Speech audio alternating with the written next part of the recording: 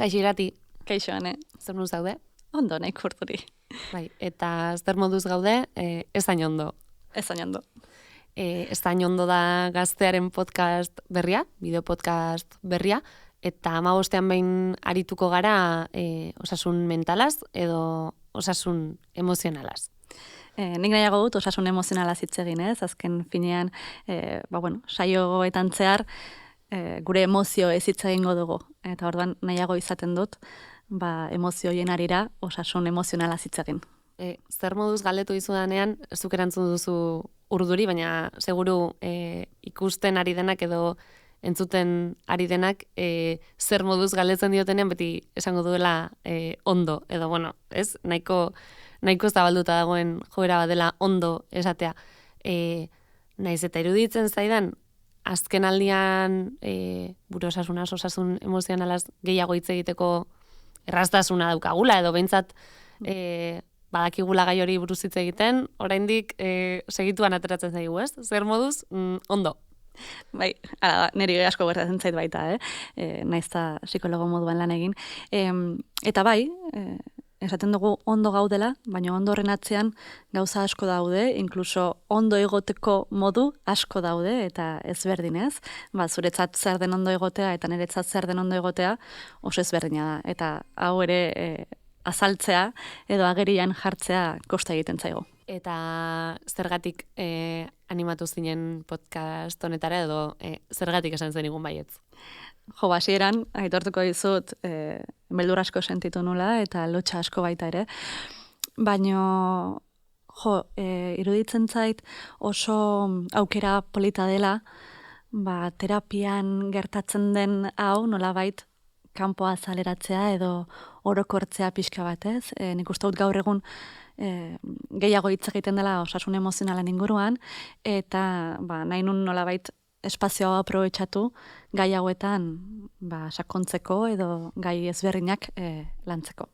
Bai, nik uste dut gazteon artean nolabait normalizatzen ari garela. Ez dut esango normalizatu duguni, baina normalizatzen ari garela gai hauei buruz hitz egitea, saiatuko gara, ez? 15ean behin, ez dakit, atal bakoitzean gai batean gehiago sakontzeko tartetxoa egiten.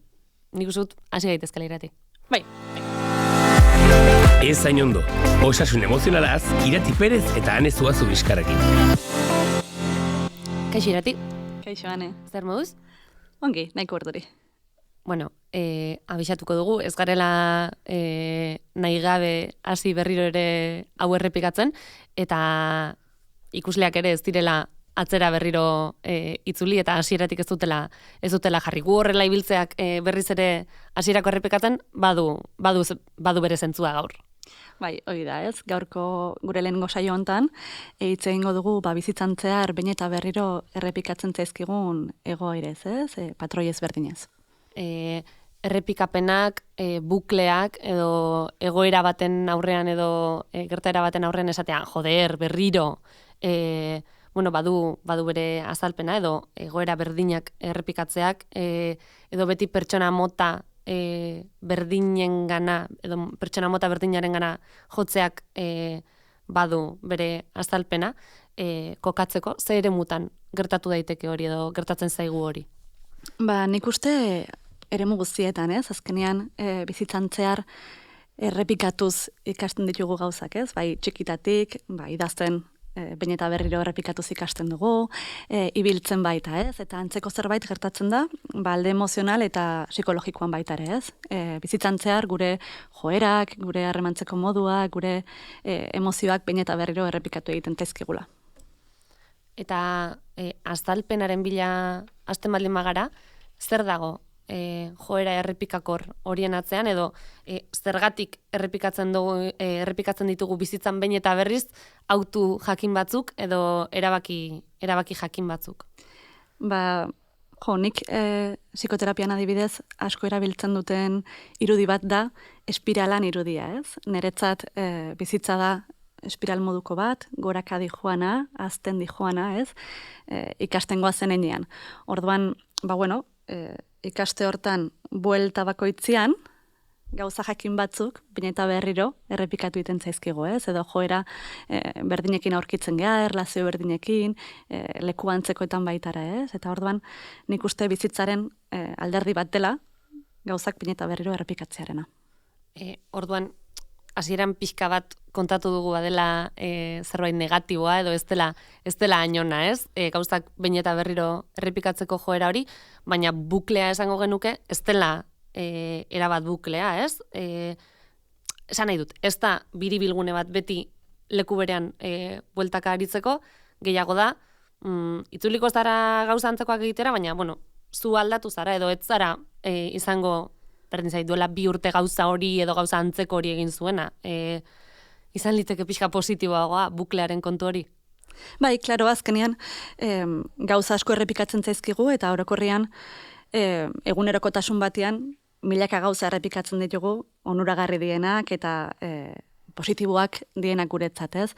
Baina, klaro, badia beste gauza asko ez dienak hain positibo errepikatzen zaizkigunean edo mingarri zaizkigunak eta gehiengoak gainea orokorrian gure haurtzaroko garaian bizitakoakin eta ikasitakoakin izaten dute zerikusia.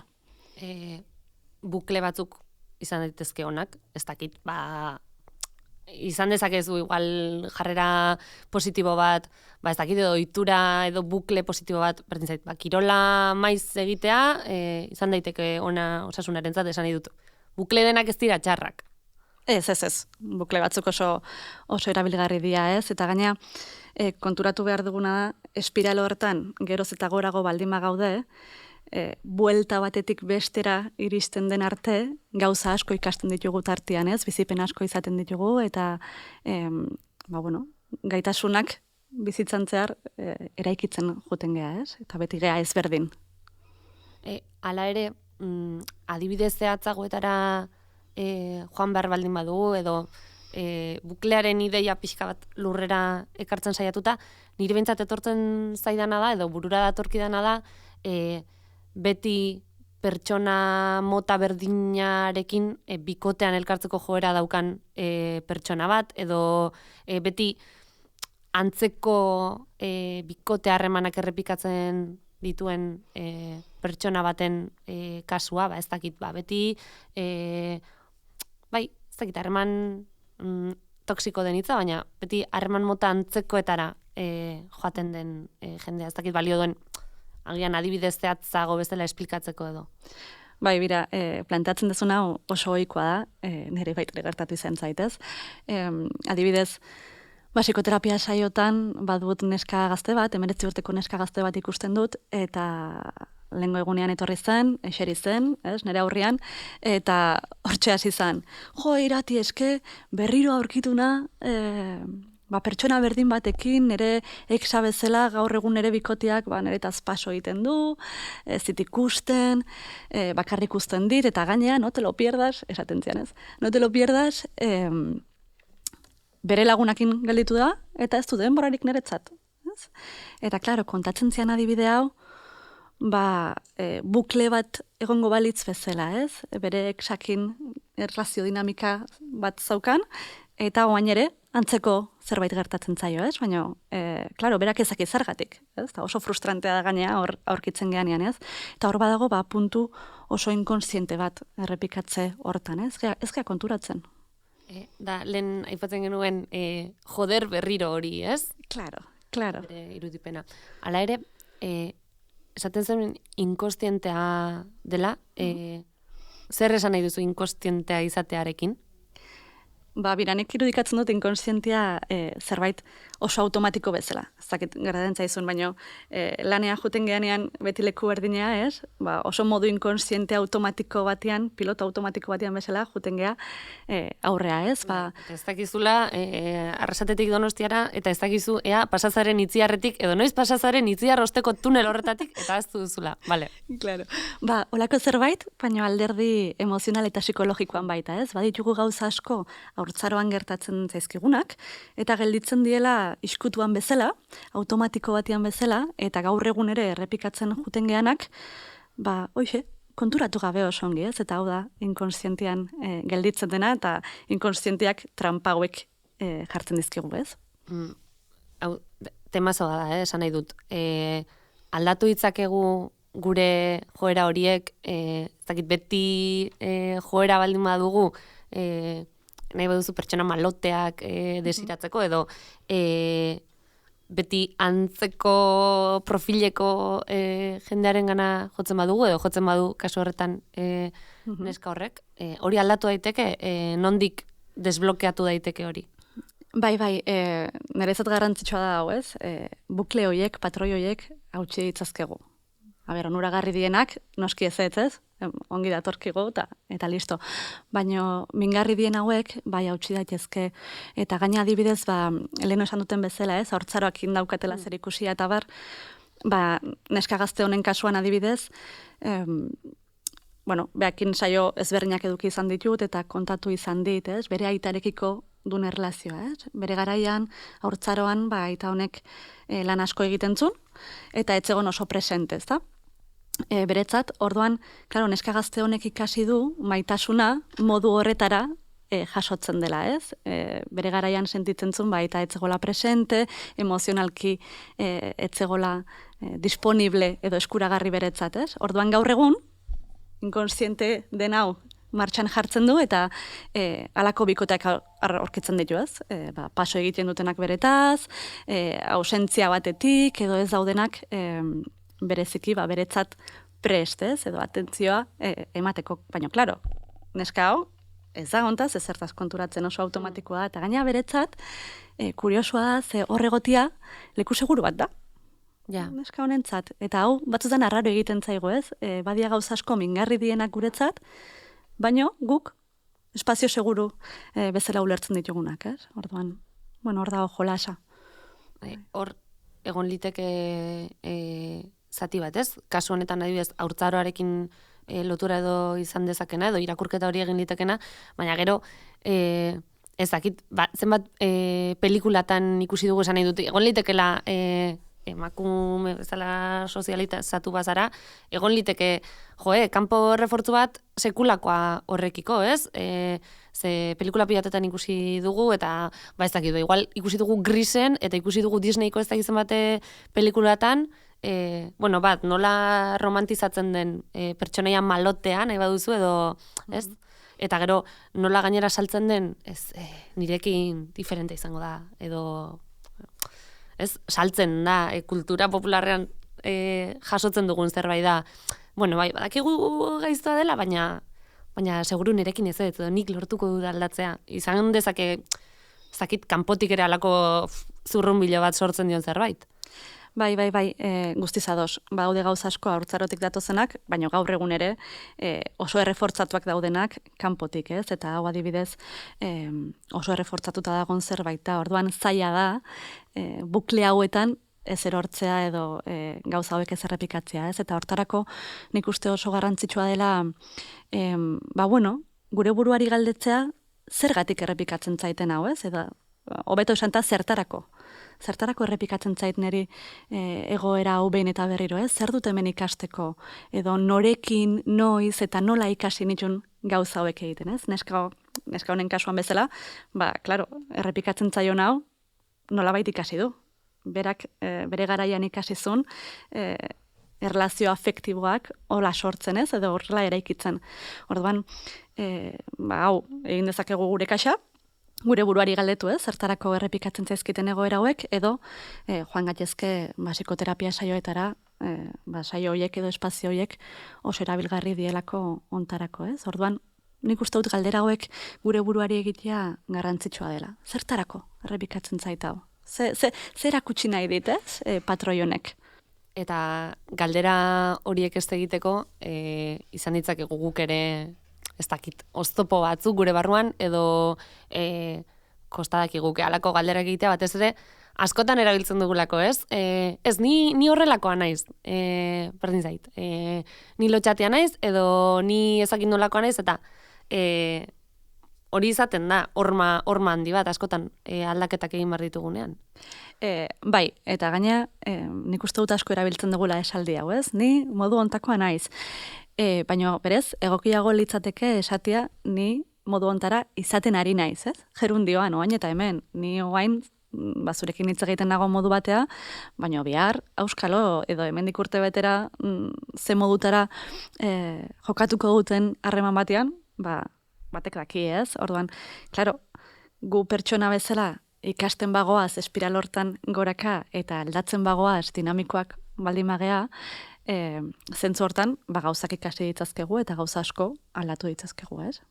Hala ere, pentsatzen dut, hasieran bintzat oso zaila izango dela halako gora batean dagoen pertsona batentzat, ez dakit bereiztea beretzat, lehen esate zenuen, konfort eremu bat edo egoera, ez dakit seguru bat, eroso bat den zerbait, ulertzea ez dela, edo ulertzea agian kalte egiten ari zaiola, ez? Hasierako lan hori behintzat erreza ez da izango? Ez da bat ere erresa identifikatzea, bukle batian gauden edo ez, nik uste dut konturatzen gehala min egiten digunean, ez? Ni baldimanago erlazio batean, baina eta berriro gertatzen zaiztena antzeko zerbait, eta mingarri baldimadan eretzat, edo geizki sentiarazten badit, hau ja alarma bat da guretzat. Asuntua, askotan, alarma hauek zeiten dugu, ez? Zeko zeiterritako bezala, ez? Alde batea utzi. Eta orduan, nik uste dut ontarako baitare dela lagungarri terapia espazio bat, ez?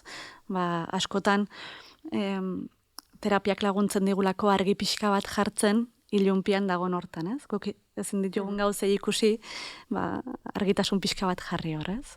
Ez dakit ondorio moduan edo zer azpimarratu behar dugun, niri behintzat argi gelditu zait.